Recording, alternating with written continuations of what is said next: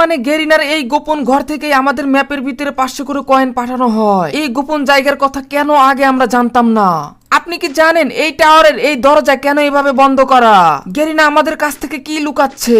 আমরা যখন এই দরজাটির কাছে আসি তারপরে দেখি এই দরজাটি এইভাবে লক করা এবং একেবারেই সিল করা, আর এখানে আজ পর্যন্ত কেউ ঢুকতে পারেনি। তবে কেন গেরিনা আমাদের কাছ থেকে এটা বন্ধ করে রাখলো? কেন আমাদের ঢুকতে দেবে না? এর পিছনে মূলত কি রহস্য রয়েছে সেটা আজকে আমরা জানবো। আমরা এই দরজার সাথে একটা সিল দেখতে পেয়েছি, ওখানে একটা ক্লু দেওয়া আছে যে এটা পোর্টালের মাধ্যমেই এর ভিতরে ঢোকা যাবে, আর সেই পোর্টালটি রয়েছে এই পাহাড়ের নিচে। তবে আমাদের ধারণা ঠিক নাকি এটা আমাদের যাচাই করার জন্য আমরা কিন্তু এখানে অনুসন্ধান চালাচ্ছি।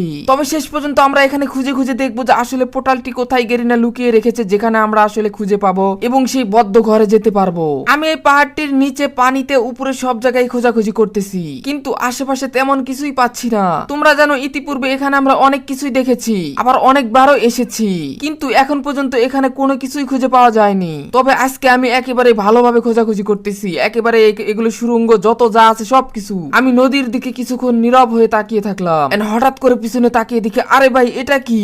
এখানে একটা কি যেন ঝিলমিল করতেছে। আমি তাড়াতাড়ি করে এখানে দাঁড়িয়ে পড়ি এবং তাড়াতাড়ি করে এখান থেকে জাম্প করে এটার ভিতরে যাই।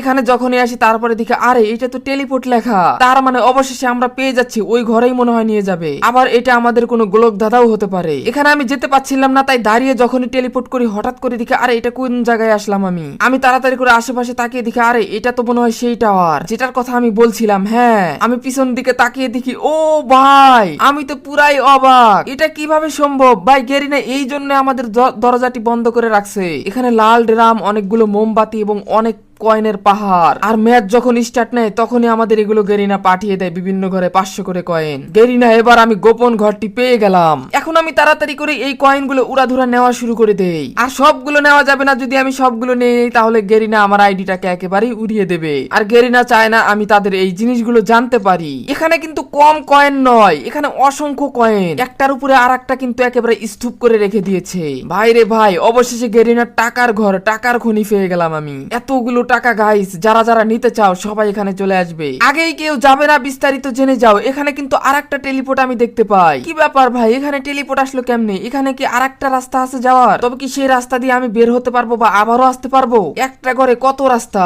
আমি সবগুলো কয়েন খেয়ে বড় পাহাড় কয়েনগুলো রেখে দিলাম, যদি আবার গেরিনা আমাকে সবকিছু মানে আইডি উড়িয়ে দেয়, এই কারণে এগুলো খেলাম না। এখানে কিন্তু আমি তাড়াতাড়ি করে কয়েকটা স্ক্রিনশট নিয়ে নেই। এখানে লাল ড্রাম ছিল, এটাকে আসলে ফুটানো যায় কিনা আমি দেখলাম। হ্যাঁ, ফুটানো যাচ্ছে।